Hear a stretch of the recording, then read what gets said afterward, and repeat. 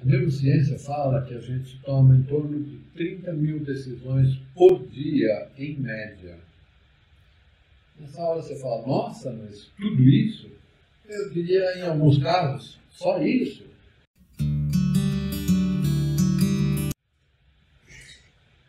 Olá, seja bem-vindo a mais uma live do Método Lucinski. Esse método visa melhorar o seu processo de tomada de decisão. E, em função disso, eu vou falar um pouco sobre algumas questões relevantes para que todas as pessoas possam melhorar a qualidade de suas decisões. Eu sou Alexander Lucinski e eu sou o criador do método. E o tema de hoje será a tomada de decisões em tempos de crise. É um momento oportuno para a gente falar disso. Nós vivemos hoje um confinamento, uma pandemia, um momento que tem várias características e eu quero chamar a atenção de como esta condição interfere no processo de tomada de decisão. Algumas variáveis que a gente tem que ter mais em conta, outras variáveis que a gente tem que meio relegar a um segundo plano. Então, eu quero colocar um contexto. O que significa tomar decisões em tempo de crise? Tempo de crise, ela tem uma característica muito forte e atrelada ao tempo. Você tem muito pouco tempo para tomar decisão.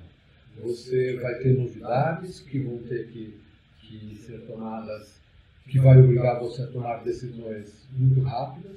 Às vezes você gostaria de mais tempo, gostaria de ter mais informação, mas você vai ter que tomar a decisão rapidamente com aquilo que tem.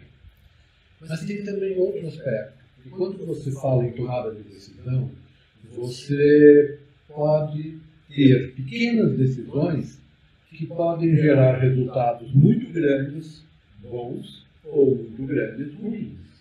Então, nessa hora, a gente tem que tomar cuidado em todo o processo de decisão que a gente está conduzindo durante este período de crise.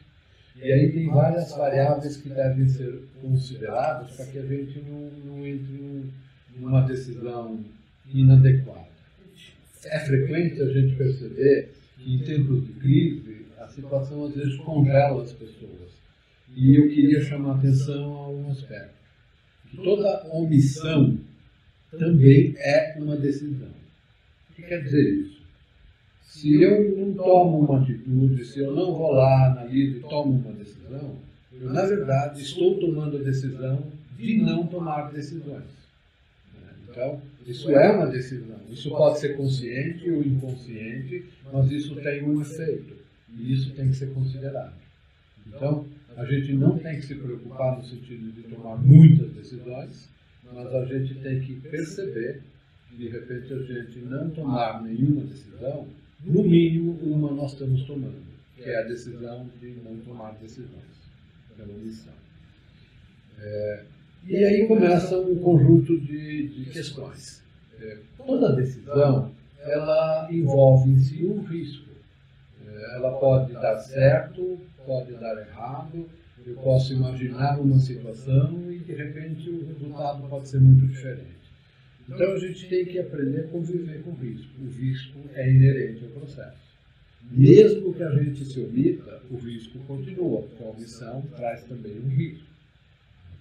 Então, dentro desse cenário, a gente tem que entender que a gente vai tomar decisões de compromisso. Ou seja, tem prós e contras, tem resultados desejáveis e efeitos colaterais. Então, a gente pode estar tomando um conjunto de decisões ou uma decisão só, buscando um caminho, buscando um resultado, e ele vai trazer mais ou menos esse resultado, mas também vai trazer outros resultados não desejados como efeito colateral. Esses efeitos colaterais eles podem ser mais significativos ou menos. Na solução de compromisso que eu estou falando, a gente tem que balancear entre ter mais efeitos desejados e menos efeitos indesejados nas soluções colaterais. Agora tem outro aspecto. Não basta a gente fazer todo o processo de tomada de decisão e não agir. A decisão ela precisa ir para um processo de ação, de materialização dessa decisão. Senão ela é uma fantasia, ela é um sonho, ela é uma divagação. A gente acha que essa decisão foi tomada, mas ela não se transformou em realidade. Então, é importante que a gente entenda que tem um ciclo, ou seja, a tomada de decisão é um processo que vem desde o início com uma certa lógica, com uma certa estrutura que a gente pode entender, mas ele vai desembocar em uma decisão, primeiro num nível mais imaginário, e depois ele vai sendo levado para uma posição de concretude, de execução, de ação. Então, sabendo disso, a gente vai agora discutir um pouco sobre os fatores que influenciam nesse processo. E o primeiro deles, a gente tem que considerar quais as fontes de informação que nós estamos considerando para o nosso processo de tomada de decisão. Essas informações, elas podem ser externas ou internas. As fontes de informações, a gente normalmente, para buscar um pouco mais de segurança na tomada de decisão, procuramos ter mais fontes de informações possíveis. E isso é um caminho que leva a um problema. Por quê? Muitas informações, às vezes, nos confundem. E pior do que isso, algumas fontes de informações nos trazem informações erradas. Então, ter uma informação errada é muito pior do que não tê-la. E isso é importante a gente perceber, porque nós vamos ter que aprender a descartar certas fontes de informações. Nós vamos ter que aprender a selecionar as fontes. Poucas boas fontes de informação são muito mais significativas para ter uma tomada de decisão positiva e adequada e de boa qualidade do que 1 milhão de fontes de informações misturando coisas certas com coisas erradas, coisas incompletas e assim confundindo todo o processo. Nas pesquisas que existem por aí, muitos falam que 6 ou 7 informações é um bom número para que a gente tome uma decisão. Por quê? Porque muitas fontes de informação criam um problema no nosso cérebro. A neurociência fala da capacidade que a gente tem de assimilar várias coisas ao mesmo tempo para daí concluir alguma coisa. Se eu tiver 5 milhões de informações, eu não vou concluir nada. Eu vou ficar travado dentro desse conjunto de informações. Então, eu queria que vocês tivessem uma consciência clara que é melhor ter poucas decisões, poucas informações e boas, do que muitas decisões, ou melhor dizendo, muitas informações e ruins. Ou seja, é como se vocês tivessem um mapa e o mapa está errado. E vocês querem se guiar por aquele mapa para atingir um objetivo, mas ele está errado. Então vocês percebem alguma coisa e falam, agora eu tenho que virar à esquerda, porque aqui tem um caminho. E de repente, na realidade, onde eu estou, se eu virar à esquerda, eu posso estar de frente a um abismo e eu não perceber porque eu estou dando muita informação, estou dando muita importância, muita relevância àquela informação do mapa. E o mapa está errado. Então, nessa hora, joga fora o mapa.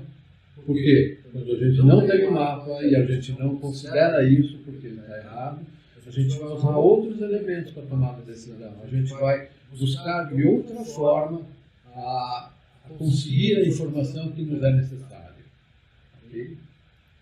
Outra coisa importante, a gente tem o hábito de tomar decisões de uma forma meio repetitiva. Eu já tomei decisões desta forma, num cenário desse tipo eu fiz isso e assim por diante. Em tempos de crise, isso é um perigo muito grande. Por quê? Porque, às vezes, nas sutilezas, nos pequenos detalhes, existem grandes diferenças. Então, o aspecto de inovação, o termo da moda, ele é importante, porque a gente, de repente, vai tomar uma decisão totalmente diferente das clássicas, das comuns, das que foram tomadas em outra época, porque a decisão mais adequada é uma novidade, porque o cenário é novo, porque necessita de uma solução adequada para esse cenário novo. E assim a gente vai indo nessa jornada, vai entendendo, e a gente percebe que tem um outro capítulo. Um capítulo que até a psicologia gosta de explorar, que é o do viés cognitivo. Ou seja, a gente tem, por um processo mental que é normal, a construção de alguns vieses. Ou seja, apesar das informações mostrarem uma coisa, a gente as vê dentro de uma esperança, dentro de um contexto, dentro de uma forma que a gente desejaria que fosse. Isso é muito comum. Muitas vezes a gente tem uma ideia, tem uma crença, e a gente começa a filtrar tudo que vê, tudo que olha, naquilo que reforça aquilo que eu quero acreditar. E eu não percebo aquilo que eu não quero acreditar. Existem muitas classificações de vários tipos de vieses. Viés de confirmação, viés de diversos tipos. Não vou explorar isso aqui porque isso merece uma live adequada para isso. É muito mais amplo do que simplesmente a referência que eu vou colocar. Mas eu quero deixar claro que nesse instante a gente precisa saber que existe essa questão. Então, muitas vezes a gente olha as situações, as informações, os cenários com um viés. E isso pode fazer com que a gente tome decisões erradas. O viés é como se fosse um filtro, é como se eu colocasse um óculos vermelho e aí eu percebesse as coisas mais vermelhas. Eu colocasse um óculos verde e ia perceber as coisas mais verdes. E em tempo de crise, às vezes esses erros podem ser catastróficos. Então a gente tem que perceber que esse mecanismo existe, ele está sempre presente e como a gente o detecta e como o evitá-lo. E nessas horas é importante a gente criar uma abordagem onde a gente busque feedback. Seja feedback em relação ao que a gente se fala, se posiciona e decide, mas também feedback em relação às informações. Consulte fontes, consulte outras pessoas, avalie quanto esta informação pode ser útil ou não e quanto essa informação traz um viés em si ou não. Então, nessa hora, a gente vai perceber que tem várias abordagens no processo de tomada de decisão. Posso tentar fazer a decisão de forma parcial, decompondo um problema complexo num conjunto de decisões menores, e eu posso, nesse processo de decomposição, além disso, tomar duas alternativas. Muita gente, às vezes, faz o processo de tomada de decisão como se fosse o disparo de uma arma. O disparo de uma arma tem uma característica. Você vai lá, você mira o alvo, e aí, em função do alvo, a hora que você acha que você está mirando o alvo, você aperta o gatilho. Nessa hora, após o aperto do gatilho, você pode virar as costas e ir embora, porque o processo está, a bala está indo em direção ao alvo e acabou. Se o alvo se moveu, se houve algum obstáculo, não sei o quê, isso é algo que apareceu depois e, portanto, a partir do instante que você tomou aquela decisão, você abandona a questão porque ele não tem um mecanismo de acompanhamento. Em tempos modernos, a gente tem que pensar diferente. A gente tem que fazer um processo de tomada de decisão de forma parcial, mas tendo o conceito do míssil. O que quer dizer o míssil? Você lança um míssil, mesmo que não esteja na direção certa, mas ele o tempo todo está fazendo leitura onde está o alvo, qual é o alvo, e ele faz correções de rota. Mesmo que o alvo se mova e vá para outras direções, você efetivamente vai corrigir a rota para chegar lá. Então isso implica uma sucessão de pequenas decisões para ir corrigindo a rota para o objetivo. Só que você tem que ter claro qual é o objetivo e não a direção. Porque nessa hora a direção vai ser corrigida, mas o objetivo vai ser preservado. E aí a necessidade de diversas correções. Antigamente, tudo era mais fácil, porque parecia que estava tudo parado. A gente estabelecia, em função do cenário, a direção, e o alvo estava parado, a decisão partia de um decisor parado, tudo bem. Tempos modernos é que nem pegar um foguete e mandar ele para a Lua, para Marte. Nesse instante, Marte está num lugar, a Terra está num lugar. Você dispara. No instante seguinte, esse planeta, Marte, ou Terra, ou quem for, está num lugar diferente. Então, ele está se mexendo. Então, você tem que fazer correção de rota. Então, você tem que ter uma abordagem relativamente mais complexa para poder fazer a decisão em tempos modernos e em tempos de crise. E aí eu vou evidenciar que tem alguns componentes que fazem a diferença. A primeira coisa que eu quero evidenciar é quais são os nossos sensores para perceber a situação atual. Como a gente percebe a realidade. Seja ela um documento, seja ela um sentimento, seja ela alguma sensibilidade. A gente tem vários canais sempre. A gente pode ver uma cena, ver um vídeo, ver um documento, interagir com uma tela de computador, olhar uma câmera, mas a gente tem, além disso, os nossos sentidos todos. Eu posso perceber o ambiente de formas diferentes. Então, dessa forma, eu posso perceber qual é a questão e quais são as variáveis que eu preciso levar em conta para a tomada de decisão. E eu preciso ter clareza que eu tenho vários sensores sempre. E aí eu preciso fazer uma qualificação dessas fontes e desses filtros. O que quer dizer isso? Cada sensor vai desempenhar um papel, vai trazer uma informação de algo que é parcial e que, de uma certa forma, contribui para a sua tomada de decisão.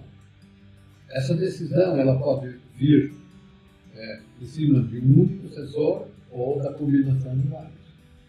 Nessa hora, você pode ter uma informação vindo por um sensor, vindo por um certo canal de informação, e você vai ter que qualificá-la, se ela é de boa qualidade ou não, se ela é uma informação rica de dados ou pobre, se ela tem um filtro que faz um viés, que ela distorce aquela informação para você. A partir do instante que você fez essa filtragem, essa qualificação e essas escolhas, você vai para um segundo ponto, que é a interpretação das informações. É uma outra dinâmica, ou seja, como eu vou interpretar as informações que eu recebi? Tem que lembrar o seguinte, que na interpretação de um conjunto de informações, nós vamos levar em conta os nossos dados internos. Quais são as nossas crenças, quais são os nossos valores, qual é a visão, qual a consciência que a gente tem da realidade das coisas, se a consciência está num nível amplo e expandido, ou se a gente tem uma visão limitada das coisas. Por quê? Porque a referência para interpretar os dados que vêm para a tomada de decisão é sempre em relação ao parâmetro individual. Eu, como referência, em relação a tudo aquilo que eu percebo. Então, eu posso receber um monte de informações que, para mim, levam a interpretar a situação de uma forma e que, para a pessoa ao meu lado, que pode perceber tudo isso que eu estou percebendo, da mesma forma, leve a uma outra interpretação de qual é essa realidade. O que significa isso? Significa que se eu fizer uma decisão, ela provavelmente não vai ser igual se o outro ao meu lado fizer uma decisão com os mesmos fatos, buscando resolver o mesmo problema. Aí a gente tem que entender o seguinte, dependendo do jeito que a gente enxerga o mundo, a gente vai ter uma visão mais ampliada, uma abrangência maior da situação, ou uma visão mais restrita, e algumas vezes até mais focada. Tem prós e contras para as duas abordagens. O foco, ele dá uma decisão mais tática, ele te dá a visão para você poder tomar ações sobre o curto prazo, sobre o que eu vou fazer no meu próximo passo. A visão mais abrangente é extremamente importante para uma visão mais ampla, uma visão estratégica, uma visão do que eu vou fazer a mais longo prazo. Então eu tenho que como coordenar esses dois aspectos. Eu brincava quando eu era escoteiro lá atrás, que quando você pega e faz uma trilha, muitos provavelmente já fizeram alguma trilha na sua vida, você vai caminhando e você está num terreno totalmente irregular. E aí você tem sempre uma decisão a tomar. Eu olho para frente, para onde eu estou indo e onde eu quero chegar, e aí eu vou andando e de repente eu vou chutando as raízes, as pedras, os troncos ao longo do caminho, ou eu olho para os meus pés, vendo onde eu piso, para que eu possa caminhar sem estar chutando nenhuma pedra, nenhuma raiz, nem nada. Não dá para ser extremista. Se eu só olhar onde eu quero chegar, eu vou machucar meu pé. Se eu só olhar para os meus pés, eu vou pegar um caminho errado e de repente eu não vou chegar onde eu quero. No processo de tomar decisão é a mesma coisa. Eu vou estar fazendo decisões para tomar ações de curto prazo para fazer com que eu não machuque meu pé na minha caminhada. Mas ao mesmo tempo eu tenho que olhar no longo prazo, na visão mais estratégica, para ver se eu estou chegando no meu resultado. E tudo isso significa que eu preciso treinar. Eu melhoro a qualidade das minhas decisões quanto mais eu treino tomar decisões. A neurociência fala que a gente toma em torno de 30 mil decisões por dia, em média. Nessa hora você fala, nossa, mas tudo isso? Eu diria, em alguns casos, só isso. Por quê? Porque a gente toma decisão desde as coisas mais simples. Eu vou sentar nessa cadeira ou vou ficar de pé? Eu vou tomar água agora porque eu estou com sede ou vou deixar para depois? Eu vou parar a live para ir na toalete ou não vou parar a live? Eu quero falar A ou quero falar B? Eu vou jantar tal coisa ou eu vou jantar outra coisa? São decisões de curtíssimos prazos. Se eu ficar discutindo agora que decisão nós vamos tomar em relação à próxima refeição, quando essa refeição acontecer, já acabou. Todo esse processo acabou. Mas se eu ficar discutindo o que eu quero fazer daqui 10 anos, o que eu quero ser na vida, com quem que eu quero me casar, e assim por diante, são decisões de longo prazo e de grande impacto na sua vida. Então são decisões muito mais estratégicas, e as outras são decisões muito mais operacionais.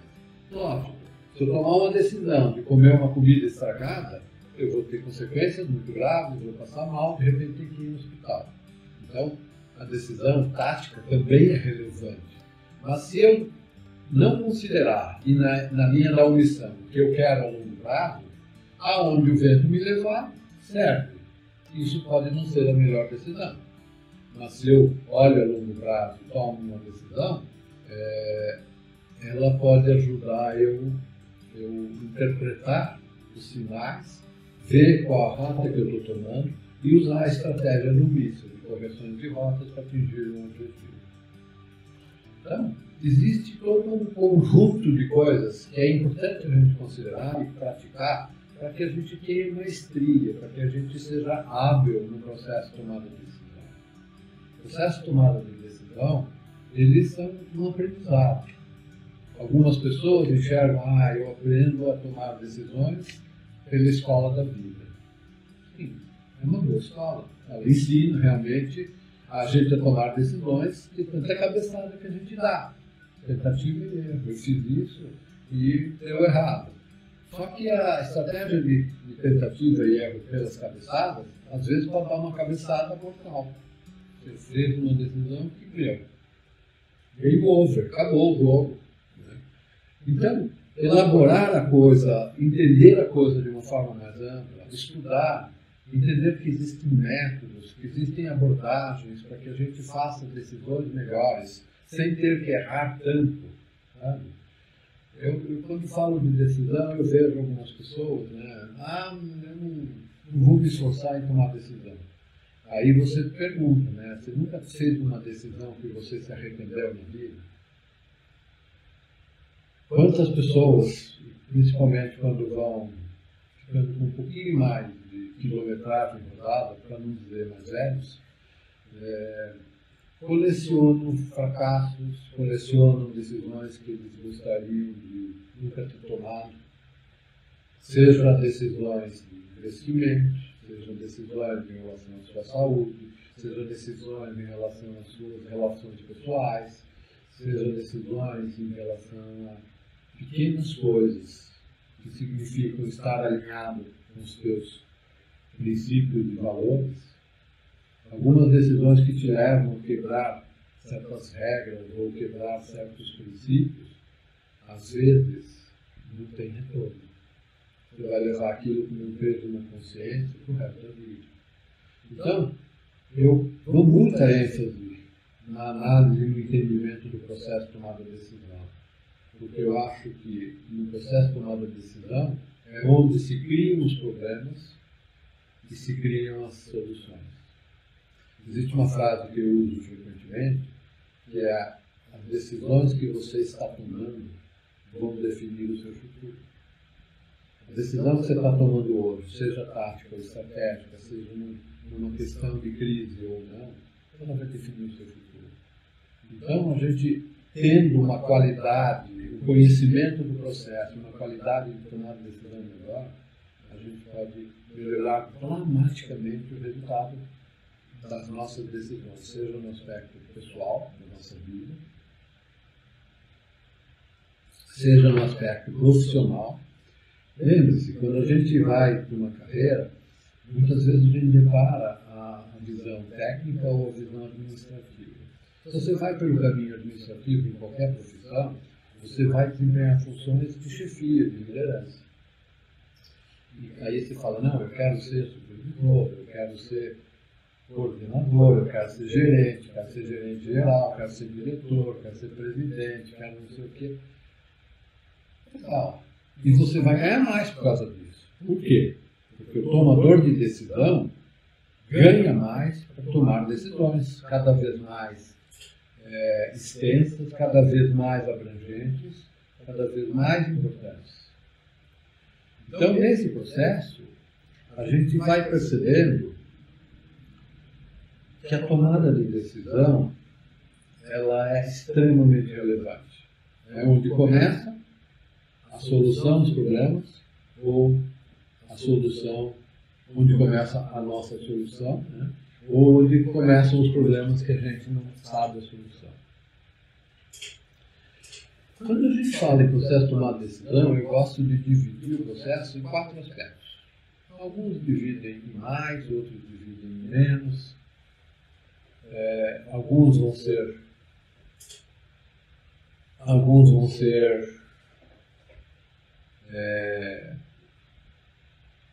entendidos de uma forma, outros de outra.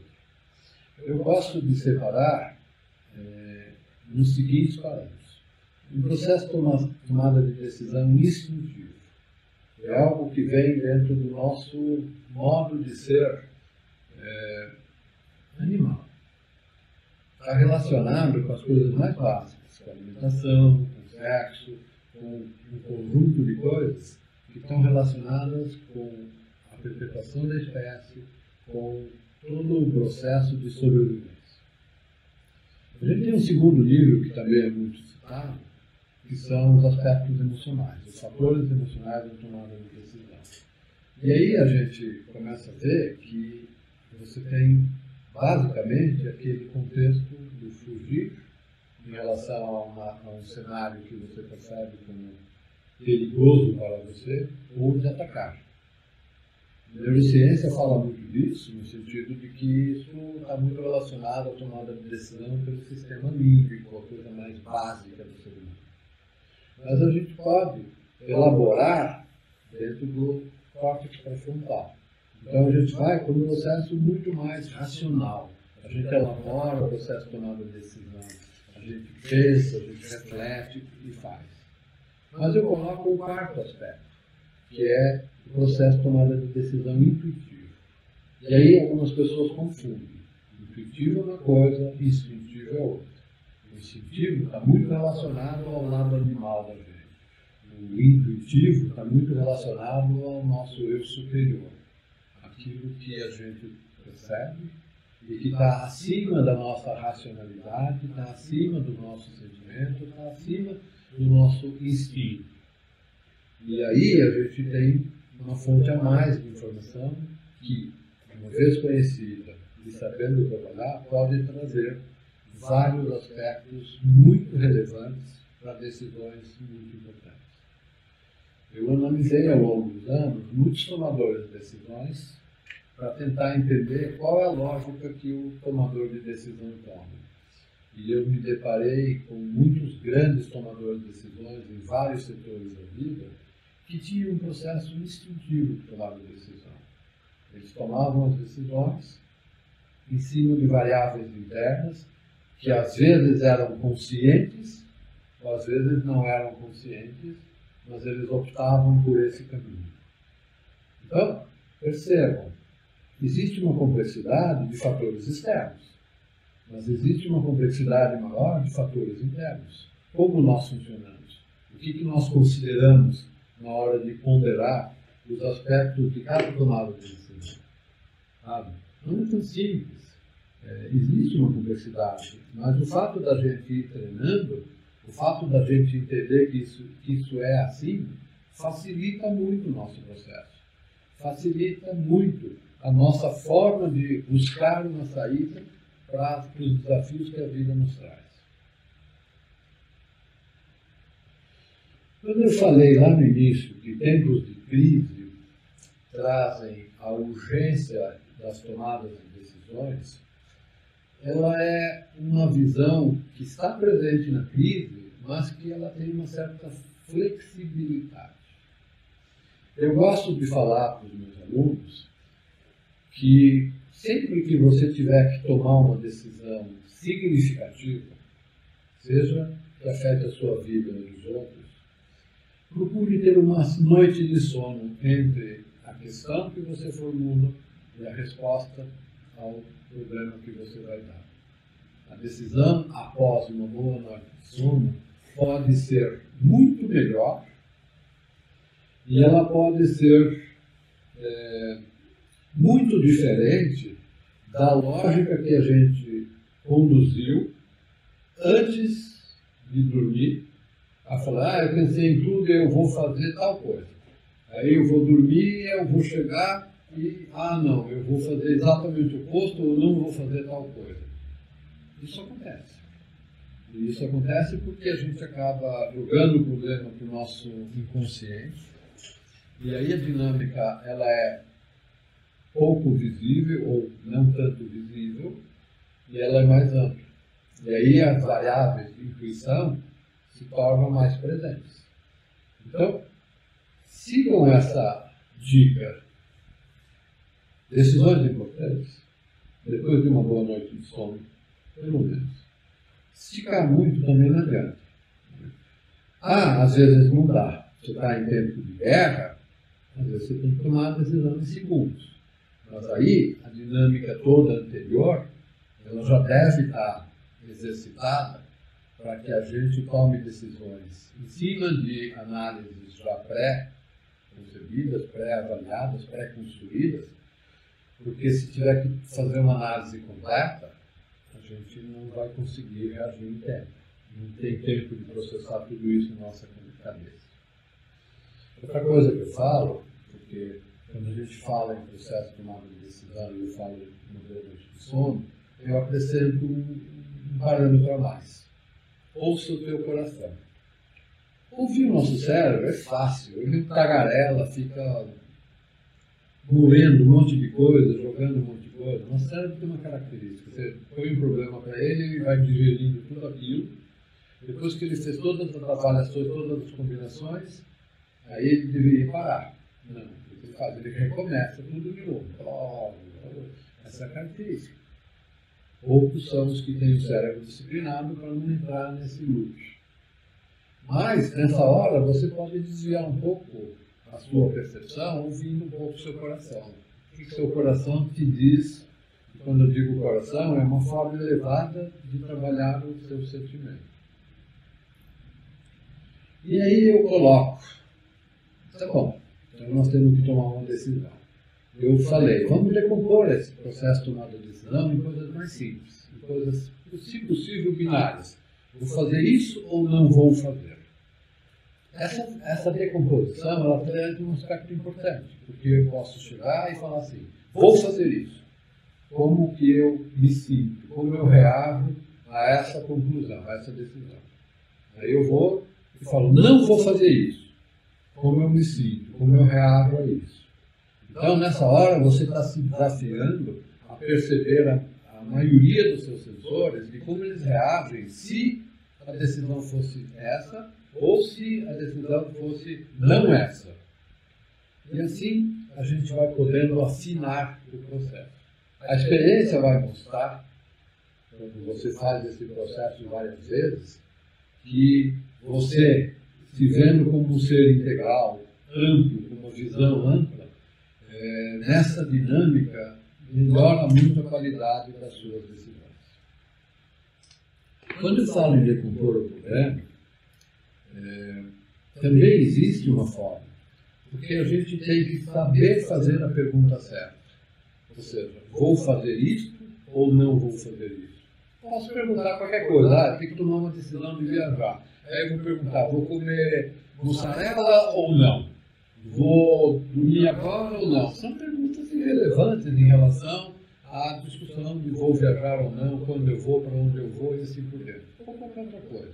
Então a gente tem que procurar pensar bem quais são as perguntas. Porque se a pergunta for errada, a resposta não interessa.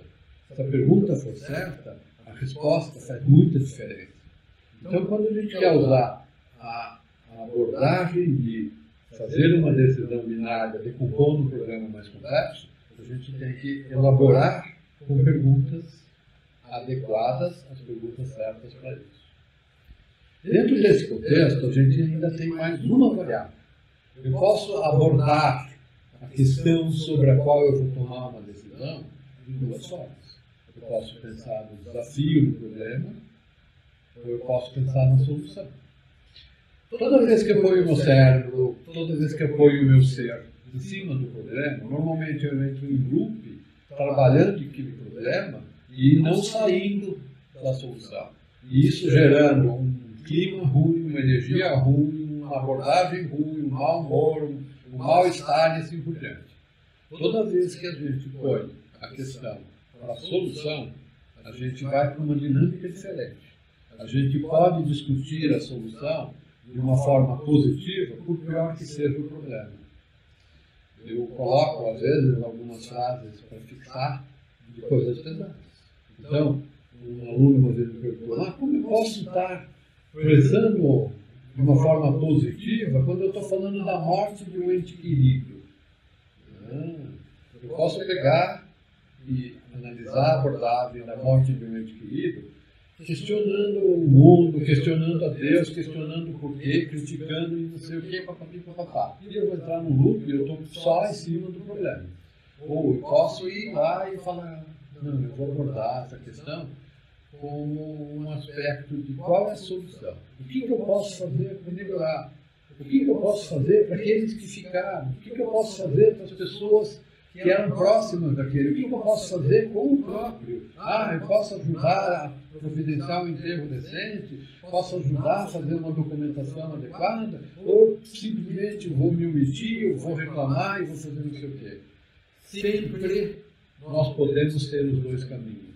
Sempre o caminho de buscar solução, ele é virtuoso, e sempre o problema de buscar o problema, o caminho do problema, ele é um ciclo vicioso, a gente vai afundando. Então, a gente tem que perceber a nossa postura frente aos desafios que requerem da gente decisões. Decisões que nos levam a tomar ações. Decisões que nos levam à fantasia não interessam. Legal. Então, vamos tentar contextualizar isso e fechar. Quando eu falei de pequenas decisões, eu vejo como se fosse um processo homeopático. Eu boto um pouquinho, vejo a reação do organismo. Boto um pouco mais e assim por diante. E assim eu vou conseguindo corrigir a rota ao longo do processo. Agora, tem uma questão muito importante que, em relação a tudo isso que eu falei, tem dois aspectos. O aparente e o escondido, o oculto. Então, a gente tem que tomar muito cuidado, porque as informações que a gente recebe, elas têm essas duas situações. Informações que os dados que nos trouxeram levam as informações de forma clara e aparente, mas lá dentro tem coisas que estão ocultas e que às vezes a gente não percebe. Viéses cognitivos podem fazer com que a gente não perceba o óbvio. Às vezes é óbvio para todo mundo e não é percebido para nós. Então é oculto para nós. É o que muita gente gosta de falar como pontos cegos. Eu vejo um cenário e não percebo certas coisas. Principalmente quando esse cenário me inclui. Muitas coisas a gente não percebe de nós mesmos. Os outros às vezes percebem com uma facilidade e a gente não percebe.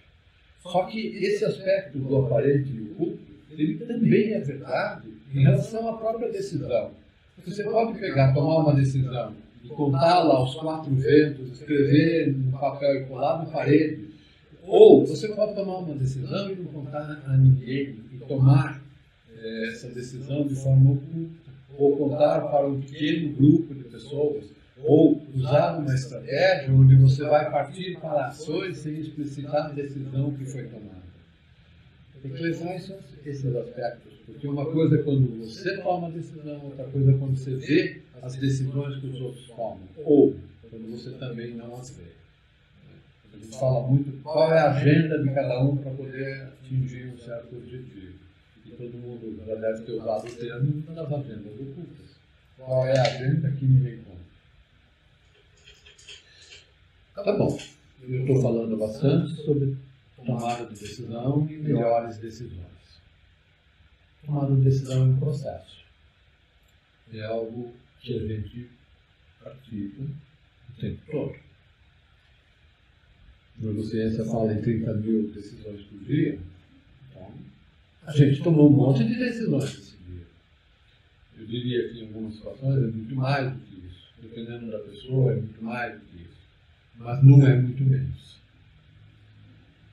Então, se é um processo, quanto mais a gente entender esse processo e aprimorar esse processo, melhor vai ser o resultado.